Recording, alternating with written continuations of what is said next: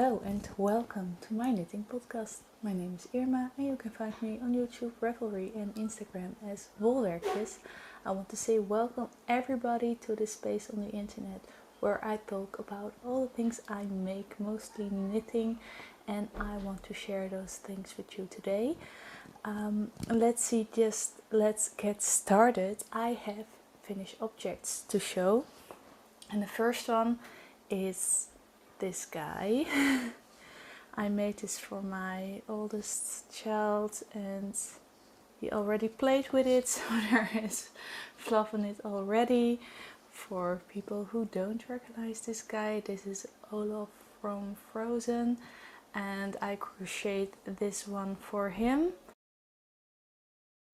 So this is the guy. I think he's looking very much like the one in the movie. In the pattern they did a dark line around the bulb of the eyes, and I think that's a nice effect for in pictures and on video, but in real life, like, the bulk underneath the eye is enough to make it look like the figure in the film. His teeth I may have to replace. They're done with a bit of felted material, but I didn't have that and I didn't want to order it, so I took a white piece of fabric and I hand stitched around it so it won't fray too much, and I think it's working out fine for now, and when it's going to fray a lot I will just replace this bit with a better material. His arms, there is really a left and a right hand, although my oldest son already played with it, so they're a little bit misshapen, and crochet always goes round, which makes your stitches on an angle, and for left-handed people that's to the left, and for right-handed people it was to the right, so there's a turning in this that's to the left because I'm left-handed, which also makes arms a little bit they're a little bit wonky, but I don't mind that. They're supposed to be sticks, right? It's all okay. But you see there is really like a thumb sticking in on both sides, so you have to be careful with attaching them that you don't have like a strange guy with the thumbs on the wrong side. He has buttons on his belly and he has feet, and as I said, there's already played with him, so I didn't stuff him too harsh because I know he was going to be cuddled, and I think it's nice that it's a little bit softer in that way. So yeah, I'm very happy with that. So that's the thing I made. I don't crochet that often, but I do like the result mostly in toys and things like that, or a blanket. I don't really wear that many crocheted items, although sometimes I come across it and I think, oh, that may be nice. But the biggest issue I have with crocheted clothes is that they are quite stiff. It's a thicker fabric than you get with knitting, and I like flowiness in my clothes, so crocheted clothes are not always my thing, but I like the technique for this, and it's a nice thing to do on the side, but it's not my main craft, and I do get sore hands when I do it too long, so that's also a thing. I have another finished object, and I'm not sure if I can hold it up right, but I can take a close-up, of course. It's my PI Shawl and it's quite big.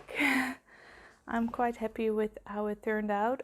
It can have a more aggressive block. I did pin it out and sprayed it with water, but I think I should wash it and pin it out after the washing. I think it will hold its shape a little bit longer, because for the inner part it's no problem, but the edges do get a little bit uneven. Not uneven, but like when you block it, you can create those points by pinning it on those marks. There's no shaping in the knitted edge. It's just by pinning it down you get those points.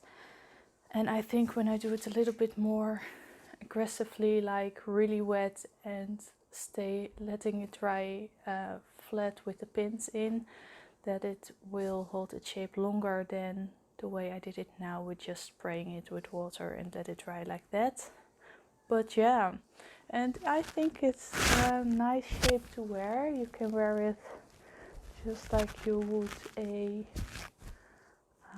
triangle shawl. You fold it double and you wrap it around your neck. Sometimes I scrunch it up a little. Let me see if I can do it because it's not always working. So you create like an extra dimension. Let's see if I don't think it will work out today. But like sometimes I make this layer go up a little bit more, so you get like more of the color progression of both sides of the shawl.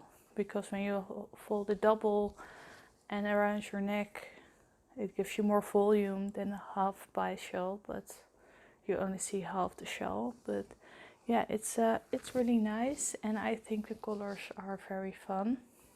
So this is the pie shawl a little bit more closer up. This is the center where it all started, and you increase all your stitches every so often. So in the beginning that's more rapidly than at the end. There are different lace patterns in there, and you see over here that it's not completely blocked out. I have to wash the shawl and block it afterwards, but I don't really mind it right now. And this is what I meant on the edge. It's really nice if you put your pins in those edge points, and then you really get like a nice scalloped edge. And it's a little visible, but that's always something that fades away. But it did a little bit more fast than I anticipated right now, so it could look neater, but I really don't mind with wearing it. Over here I ended with my first skein, and I used this bit of my second skein, and you can see that I just started in the color transition from the complete blue-green to the one with a little bit of the lighter blue in there, which it would have been nice maybe if it was all the dark color, but that is just not how it worked out, so it's fine like this. And I'm very happy that I used some stash yarn for this. That's always fun, I think, and I really like the color. So let's see, I don't have that many things to show you because as you can see I did a little bit of different things around here. I got a new work surface because I had to go and sit on the ground to cut out my fabric, and that's okay, but also like not always that fun. So I have a big work surface which I can clear out and use to cut out fabric and use it to work on and use it for many different things, and I'm very happy with that, but that took a lot of time. I finished something else though. It's a half finished object. This is completely finished, but I have to knit another sock. One sock is no sock, right? I made these screw socks by, I will put it on the screen, I don't know by heart. I'm looking around for my sock blockers at the moment, so that's better. I can show it better on the sock blocker, because this thing is knit from the big toe up sideways, and then you add something funny that's going to be the heel, and then you knit the leg and you make it straight again to do the ribbing on top. But it has like a curve in it, and it's fine on your foot, but when you hold them up it's a bit funny. So I hope it will look better on the sock blocker. I see it still has like a little thing for the big toe over here, which is quite comfortable when wearing. My toes are quite straight, so I have to see if I knit this pattern again. I have to start a little bit different because my feet are shaped more flat on top, so I don't need this extra piece of fabric on the side for my toe. But yeah, it's sticking out a bit, but from this side I think you see quite well. You have a little mini gusset, so that's why there is more fabric over here. That's also really nice when you try them on, and it was really fun to do. I do have to sew this hole close. It's even written in the pattern that you should have a hole there and that you sew it up afterwards. And I have tails hanging here, so there is enough yarn to do that. I already started the second one, so started it. Can you call this started? It's on the needles, and I did 2 rounds, I think.